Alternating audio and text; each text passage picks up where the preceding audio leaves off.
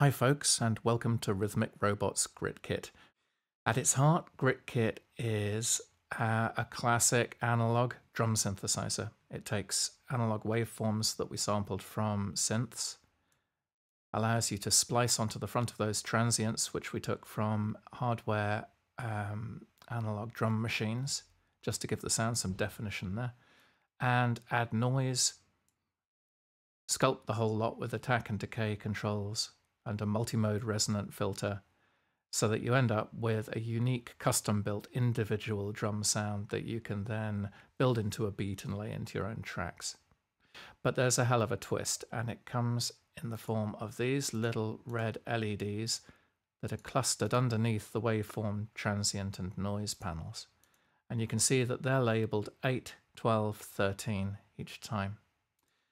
These allow you to select the source sampler that we used to record these analog waveforms. We used 3 classic vintage hardware samplers, the 8-bit Ensoniq Mirage, the 12-bit Akai S950, and the 13-bit Ensoniq EPS. They've all got their own signature sound, they have their own characteristics, they respond totally differently.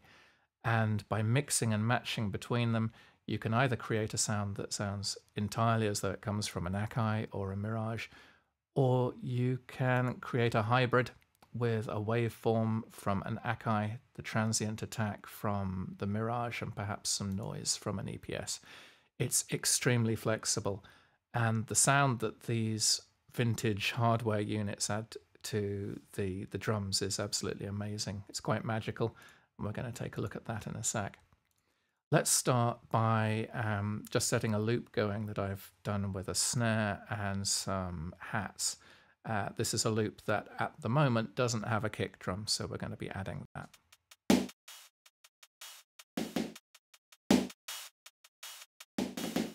So there we go, basic little drum riff that's going to go around for a bit. We want to add a proper kick to that. So let's start by selecting a waveform. I'm going to select a triangle wave and selecting a sampler from which that waveform comes. Oh, there were some toms in there as well, I'd forgotten about them. Let's have this from the Mirage.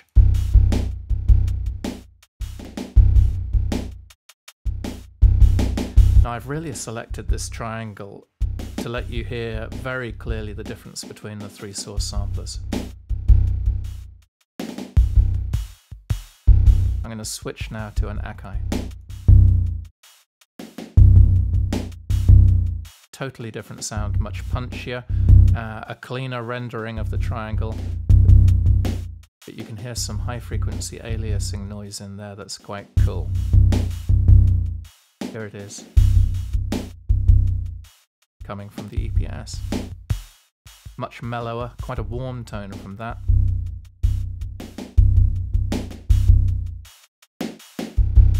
There's the Mirage, distorting quite heavily because it's trying to handle that triangle wave with just 8 bits of data.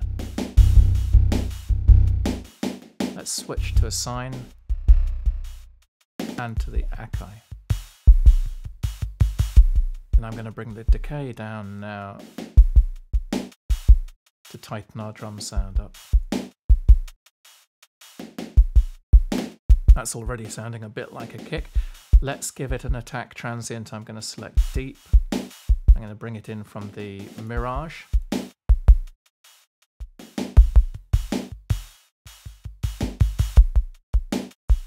And that's already cutting through much more clearly. We've got a balance knob here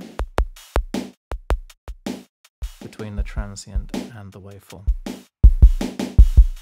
So you can balance the amount of thud and the amount of click to taste. We've got noise, which of course is vital for your snare, but I'm going to leave that off for now.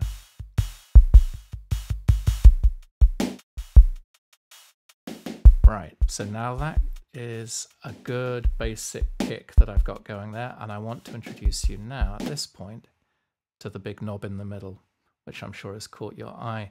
This is a one-stop shop for pumping up the amount of character that you get from your 3 hardware samplers, because we recorded every single waveform that's built into Grit Kit over and over again into these machines using two old classic producers' tricks to wring more character out of them.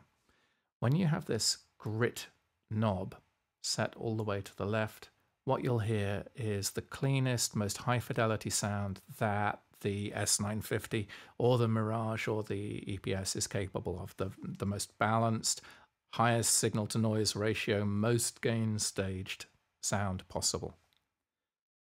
But as you start turning this up towards 12 o'clock, the first trick happens, and that is that we start to transpose those sounds progressively further and further down the source sampler's keyboard.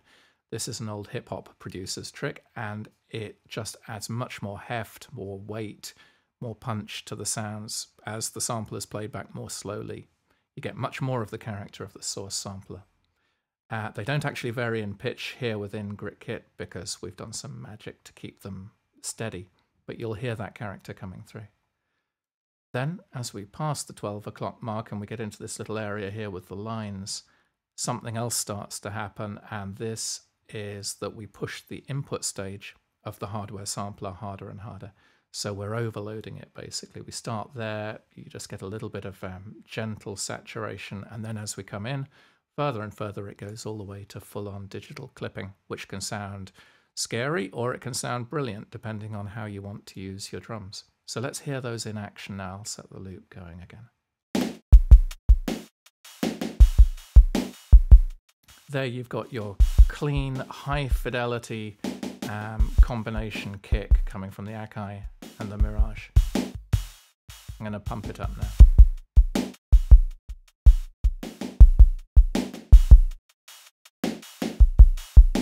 That's starting to sound good. You'll find as you play around with this that the different samplers have different sweet spots in different kind of areas of the dial, but 11 o'clock is just great for the Akai. It seems to work really well for the S950 there. Keep going.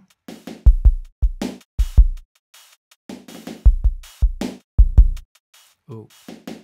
Now we're starting to get some serious clipping going.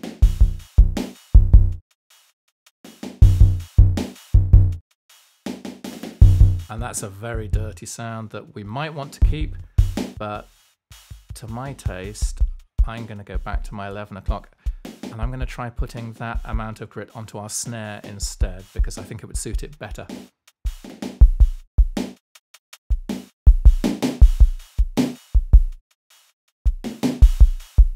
And that's really brought a good amount of bite and aggression to the snare that it didn't have before. If we back that off,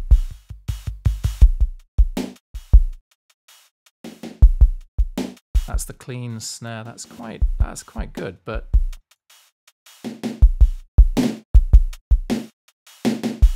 I like that far more. So that is the magic of GritKit in a nutshell. You've got the ability to roll your own analog source samples together, get exactly the sound that you want. You can emulate classic old hardware like an 808 or a 909, but you can also create something totally contemporary and new, and you know, it's your imagination. You can do what you like with it, but you can run that sound just by twisting up a knob right through a classic hardware sampler. You can even add a bit of output hiss from the original to taste, which can help bind your drum sounds together so that they stop sounding like drum beats and start sounding like drum loops. We've got kick and snare on the front, 3 toms, 2 percussion pieces, 3 cymbals and open and closed hi-hats, and a mixer with level faders, a choke control for the hats, and pan pots for all of the instruments. I'm going to take that output hiss down a little. And that is GritKit. There's more to it. There's velocity to grit.